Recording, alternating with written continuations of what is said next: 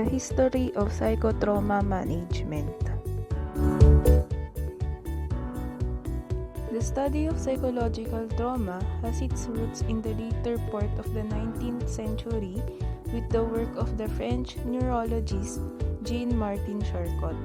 He was the first person to attempt to study and define a disease known as hysteria. He was able to demonstrate that the disease was psychological in nature through hypnosis. Later on, Charcot's students, Janet and Freud, deduced that the symptoms of hysteria were the result of psychological trauma.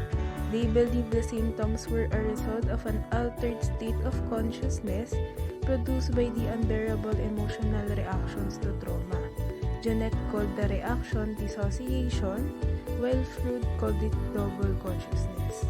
They discovered that symptoms could be alleviated if the patient was able to verbalize the traumatic event in their unconscious. Janet would call this treatment psychological analysis, and then Freud eventually called it psychoanalysis.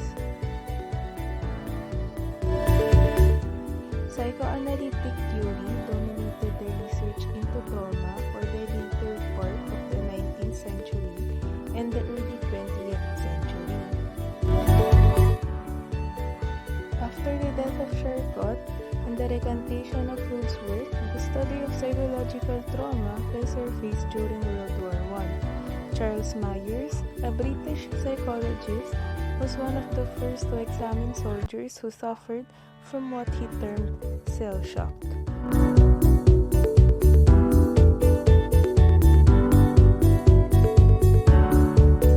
This nervous disorder was thought to be the result of the effects of exploding shells. It was later discovered that soldiers who did not see combat would suffer the same nervous condition as soldiers who were in combat themselves. The prolonged exposure to war and the aftermath produced historical symptoms. Traditionalists viewed the soldier afflicted with combat neurosis as a coward and an inferior human being. They were punished, shamed, and tortured. Created using Powtoon.